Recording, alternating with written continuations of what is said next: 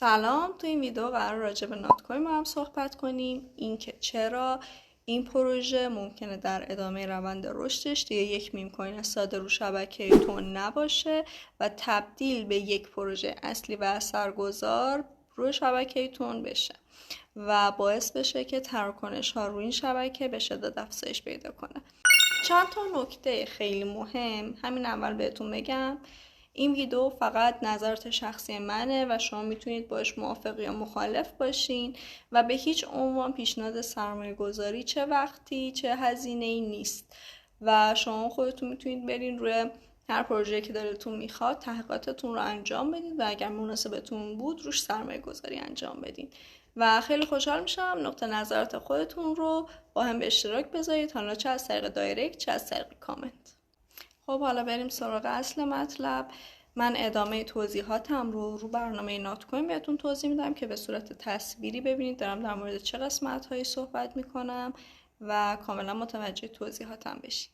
بریم سراغ برنامه نات کوین. حالا من اینجا پلی رو بزنم و اینم بهتون بگم که نات کوین تنها پروژه بازی رو شبکه تون نیست و خیلی بازی دیگه وجود داره. این صفحه اصلیشه که حالا با ضربه زدن روی این سکه بهتون امتیاز میده. چند تا قسمت مهمی که داره رو و بهتون دربارش حتما توضیح بدم. یکی قسمت اینوایت فرند هاتون هست، دوستانتون هست، دعوت از دوستان. قسمت دیگه قسمت ارن یا قسمت پاداشه که مفصل قرار درباره این قسمت صحبت کنیم و بیشتر صحبتم درباره همین قسمته. و قسمت بعدی که قسمت بوست هست، این قسمت هم به شما کمک میکنه تا امتیازهای بیشتری داشته باشید یا بتونید با هر تپی که انجام میدین به جای اینکه یه دونه امتیاز بگیرین چند تا امتیاز بگیرین، میتونید میزان انرژیتون رو افزایش بدین. میتونید یه دونه ربات روی اکانت بازیتون روشن کنید که به جای شما امتیاز جمع کنه و همونطور که اول فیلم دیدید برای من امتیازهام رو جمع آوری کرده بود. هم که اسکینایی هستن که میتونید به عنوان اسکین اون کوینتون ازش استفاده کنید. اینجا میگه که برنامه توسط کی ساخته شده یا چه پروژه‌ای ساخته شده، که توسط اوپن بیلدر ساخته شده. حالا بریم تو قسمت قبلی و بیایم تو قسمت ا.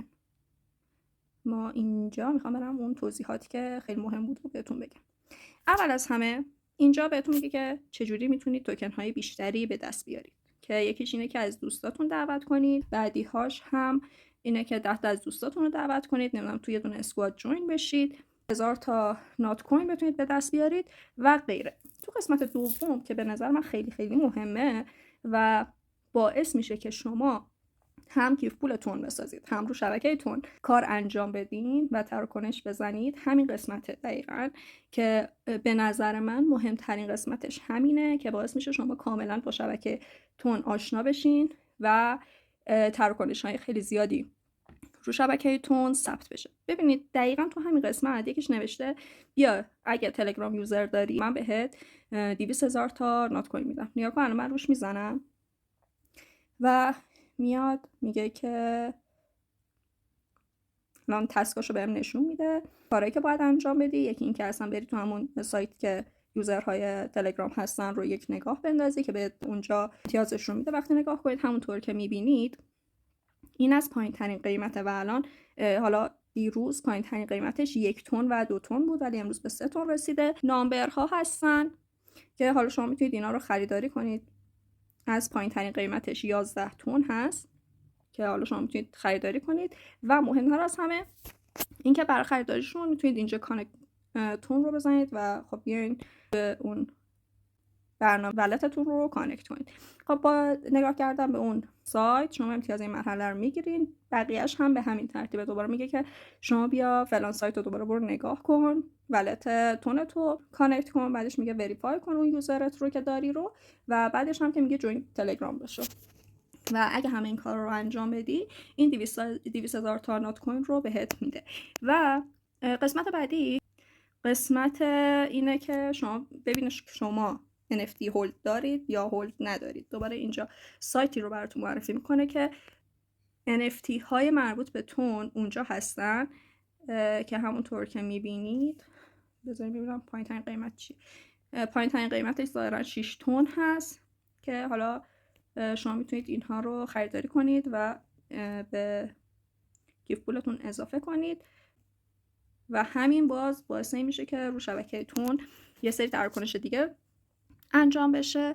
پاپ یور والت دوباره تو همین قسمت شما وقتی که میری یه میزان تسکی هست که اصلا میگه که ولت چیه، چه کاری میتونی باش انجام بدی و بهت کمک میکنه تا یه دونه تون اسپیس بسازی یا ولت تون بسازی و اگر که بیای و بهش به ولت تونت یک مقدار انتقال بدی این ریوارد رو بهت میده.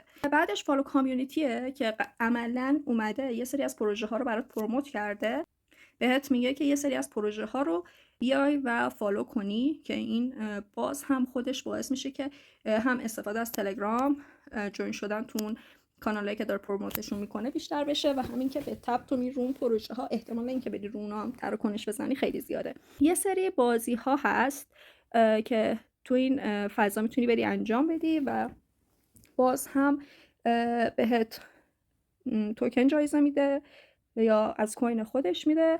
قسمت بعدی یه سری حالا من این کارهاییه که خودم انجام داده بودم و حالا هر بار کم و زیاد میشه این کارها. اینم که ظاهرا یه NFT کالکشن روی تلگرامه که حالا شما میتونی بری تسکای این هم انجام بدی و امتیاز این مرحلهش رو بگیری، دوباره بری سابسکرایب کنی، بعد فالوش کنی، براش کد و شیر انجام بدی. خب فالو مثلا اینجا